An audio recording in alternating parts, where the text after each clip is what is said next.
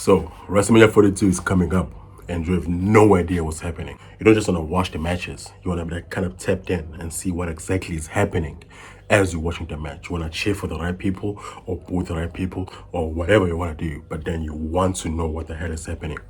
Let me catch you up on all the matches that are coming up, the storylines, how they even got there, and who you should hate, probably. Start with the main events of WrestleMania 42.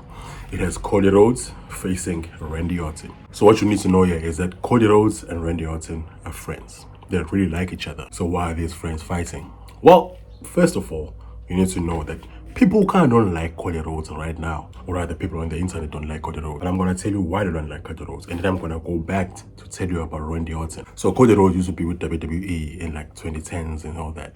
And then he left the company because they were not using him properly. Okay, so he went on to the indie scene and ended up starting a new company called AEW. He was with the company from like 2019, 2020, 2021. And then something happened there. It's not really clear what happened there. But he ended up leaving the company and coming back to WWE in 2022.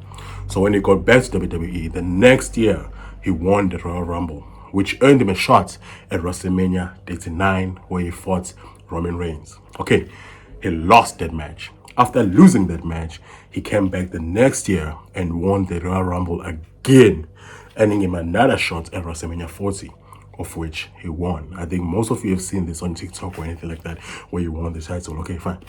After he won the title, people were happy. They were like, finish the story. He's the biggest babyface. He's got it. Everyone loved him. Or a lot of people loved him, I guess. He instantly became the biggest star in WWE. But in WrestleMania 41, John Cena was doing his retirement tour. So John Cena, before WrestleMania, there was an Elimination Chamber where John Cena turned heel for the first time in 23 years. If you know John Cena, he's a person who's loved by everybody, who's a good person, who's hugging children, and is like forever been a good guy, even though they've tested him multiple times. Okay, fine. So he got to WrestleMania 41 and beat Cody for the title. After Cody got beaten, people were like, okay, cool. We are going to see what this John Cena thing is going to happen. People didn't want to see Cody win the title back. Let me just say, a lot of people didn't want to see that. But then it was kind of written in stone because we saw John Cena as someone who's like preparing Cody for the good guy role. So Cody won the title back from John Cena last year at SummerSlam. People were like, okay, cool. Well, we got it. Cody's going to come back, whatever. This is where things started becoming weird. So Cody lost the title again to Drew McIntyre, who is someone who has been trying his hardest to become the top guy again. He's been putting on great main events. He's been the most engaged superstar trying to put people on. Everyone is saying, okay, cool. We need this guy to win. All right. So he won the title. After winning the title, which is like recently, Cody was in the Elimination Chamber with Randy Orton and a few other superstars. So Randy Orton ended up winning the Elimination Chamber, making him face Drew at WrestleMania. But before that happened, there was a whole commotion with Cody, the general manager of SmackDown, and Drew McIntyre, where Drew McIntyre interfered in the Elimination Chamber match, which ended up making the general manager pissed with Drew and saying, you know what, I'm going to put Cody in the match next week, which is last night, if depending on when you're watching this. Cody went into the match. Everybody on the internet was saying, we cannot give Cody the title. I got that, but then my mind was not like, I don't want Cody to be champion again. My mind was like, if you really want Cody in the main event of WrestleMania, which makes sense because it sells a lot, he's a big superstar, we can have other ways to go around that. We also have someone like Jake Fatu. Okay, let me go. So Jake Fatu is another superstar who's like popular on SmackDown. So he was a person who was attacked at some point by someone who doesn't know. He came back during one of the first Cody and Drew McIntyre matches, where when he got there, he interfered, making Drew win the title from Cody the first time. So Jake Fatu's thing is Drew McIntyre attacked him. Okay, why am I talking about this? Why I'm talking about this is because we could have had a match where Cody, Jacob Fatu, Drew McIntyre, and Randy Orton could have been in a fatal four-way. It's night one. Night one main events can be fucking gauntlet matches if you want it. But we didn't go that route. We have Cody Rhodes versus Randy Orton. So let's go to Randy Orton. Randy Orton has been someone who I think all of us know, even if you haven't watched wrestling for like 20 years. We know who Randy Orton is. So Randy Orton has been having like kind of like bad luck. He hasn't won a title in like a while. I don't remember when. Yes, and he beat for the title last was Drew McIntyre in 2020. Yeah, still story there, even though the story is not strong. But the stronger story is Cody versus Randy Orton. Why is it stronger? Because for at least 3 years, Randy Orton has been teasing turning on Cody, or rather turning heel or turning his main character basically. And it hasn't been happening for whatever reason. Cody like trust Randy Orton, but then we've always just kind of seen that maybe Randy Orton is gonna turn on Cody. We're not sure what, but maybe it's gonna happen anytime soon. But now it still hasn't fully turned, but he is kind of tweening. He's in a way of like, I still want it. I like you, my friend, but I'm still gonna get it because he did hit an RKO to beat Cody Rhodes at the Elimination Chamber. So, what's the problem? What should you feel about this? Okay. There's still about 4 weeks left. As of making this video, there's still about 4 weeks left in the build-up to WrestleMania 42. Anything could happen. They can still insert people. But as we are right now, Drew McIntyre held the title for maybe like a month, and then he lost it back to Cody, who he beat because they want to make this main event where Cody versus Cody versus Randy Orton for whatever reason. Okay. How I feel about this is I like Cody Rhodes. I'm not gonna act like I don't like Cody Rhodes. I think he's a cool person. But there could have been other ways we could have gotten into this thing. Maybe they just want to put him as champion at WrestleMania as someone to beat. Maybe they don't see Drew McIntyre as someone who's good enough to beat. But whatever happens, we have Cody Rhodes versus Randy Orton. If you like Randy Orton, he's someone who's like the person you hated as a child, but now he's like beloved. His song is getting sung every single time. If you like Cody Rhodes, he's someone who's like the biggest person right now. You either like him or you don't like him. People don't like it, but make up your own choice. But that's for the first main event. Before you go to the second or probably like real main event of WrestleMania 42 in night 2, let's first talk about a few other titles. Let's talk about Brock Lesnar. So Brock Lesnar is in some weird stuff. You know this. I'm not going to talk about all that now, but Brock Lesnar has been the one person that WWE has been like using as much as possible to further storylines. He's like the person you bring in when the main event is not strong enough, when you're trying to build bigger stars. So he came back after the controversies and he beat Cena. People didn't like that. He's just out there now, just winning or losing, you know what I mean? So, at the Royal Rumble, he eliminated someone called Obafemi, the big guy everyone is just saying is the next everything. So he eliminated him. Everybody's saying Oba is supposed to beat or fight Brock Lesnar. Some people also think Gunther should be there because Gunther is out. But now the problem with Gunther is his character is more of a heel. And Brock Lesnar's character is also still a heel. So it's currently it's not matching up. Alright.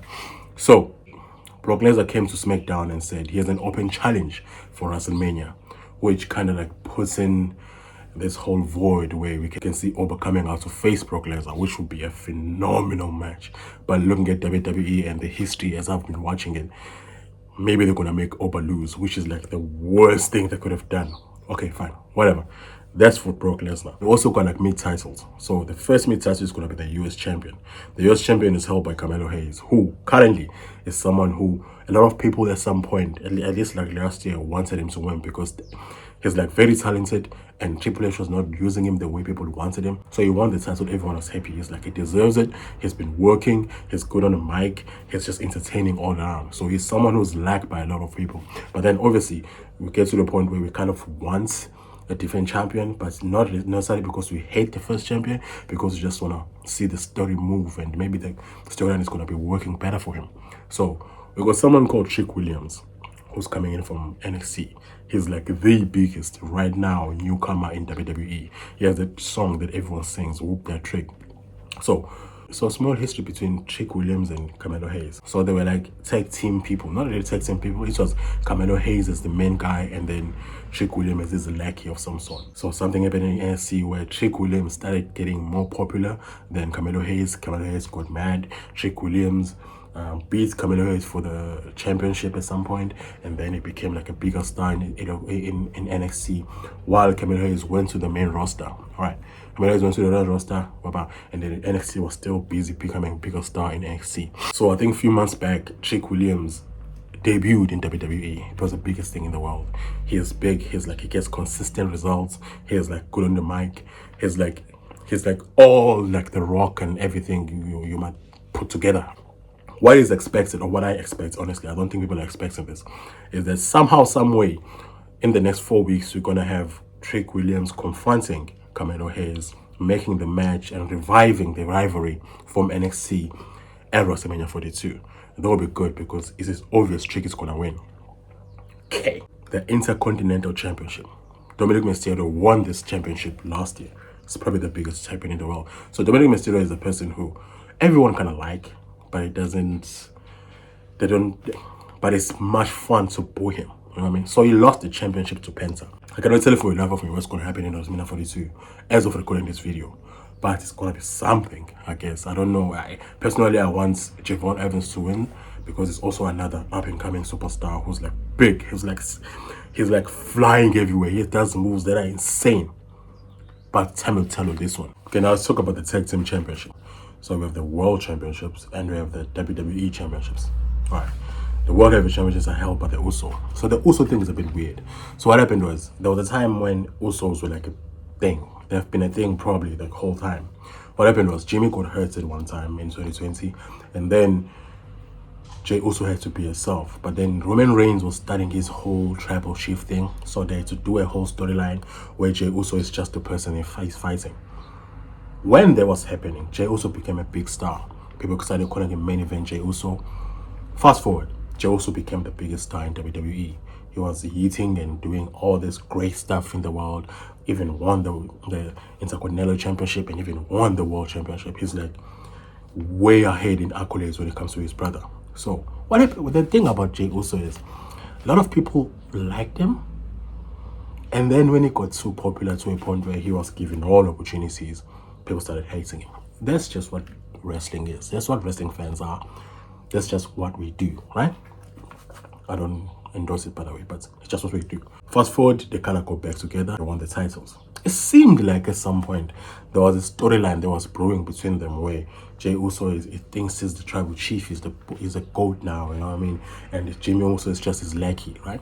I don't know when the thing is happening, but something is happening. All right, so I don't really know who's gonna be his opponents, but what I do know is the people he's feuding with right now are the Vision, I think, which is like another group that we're gonna talk about when we talk about the other people. You don't know what's happening there, so you can just choose who you want to support. It's up to you. Let's talk about the WWE Tag Championships. Okay, quick history. Solo Sikoa was in the original Bloodline. He was made as someone who's gonna succeed Roman Reigns, but then something happened when they didn't do that anymore. He started his own family because his other family betrayed him. Now the family is called my something family, right? My T family. What? MFC? My family tree, yeah. Cool. So we got Solo Sikoa. We got Solo Sikoa feuding with the Y6. Y6 are a group that were formed after the passing of Bray Wyatt. So the leader, Uncle Howdy, which is like Bo Dallas, used to be rumored or used to almost debut as Uncle Howdy, which was part of another character of Bray Wyatt. So after Bray Wyatt passed, they took the character of Uncle Howdy and made him the new leader and called the group MFT Y6. So the Y6 is like a group of people who are just kind of like scary and doing theatrics and all that, whatever, right? I'm not a big fan, sorry. Right. The feud is like family. Which family is dope? You'll deserve this. You're like, you know what I mean? I personally support the MFTs because I want Solo Sikoa to succeed everywhere. There was a time when I wanted Solo Sikoa to win the World Championship, but then what happened was WWE just likes making him lose. Just love making him lose. Whatever, right? Okay. That match is gonna be whatever, because we've seen it like 17,000 times. I don't think they're gonna change the trajectory of that match anymore. So it's just gonna be the MFTs versus the other guys. Whatever. But two women's championship matches that are good. First, to start about the Rhea Ripley and the Jade Cargil. So, quick story on both of them. Jade Cargil used to be in AEW. He started there, and then after AEW, he went to WWE. He was big from the onset, but people don't really like her mic work. You know what I mean? They think it's just there for something, whatever. So Jade Cargil ended up beating Tiffany Stratton for the championship at some point, becoming the world champion. So her run has been kind of trash, but it's not a fault. It's never the performance fault. It's usually creative's fault.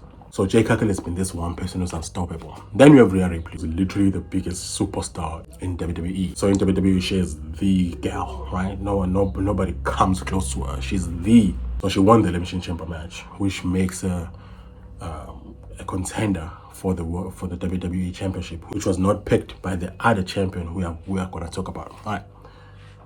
So Rhea Ripley has been big. She's like she's someone you want on the card.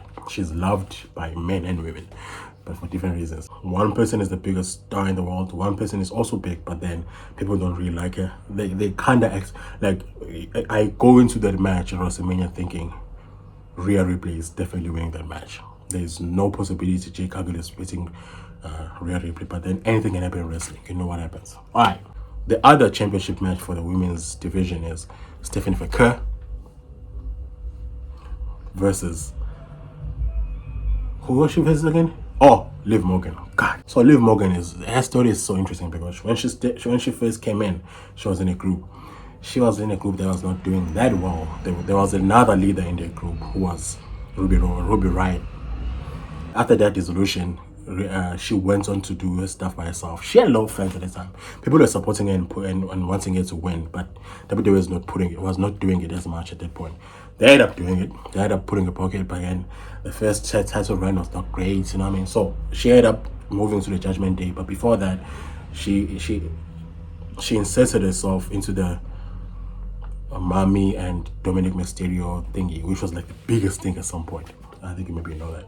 And then she ended up winning Dominic Mysterio, which also meant her career kind of blew up. She won the World Championship, all that. Right? She was like the biggest person. She was the biggest draw, and she's like, you know what I mean? Okay. Then we have Stephanie Vaquer. Stephanie Vaquer is someone from NXT, but she also used to be in the AEW for like a brief period. I don't even think it was months, but it was like a brief period. She came in there. She became the biggest star in NXT. She won 2 championships for the first time in whatever, right?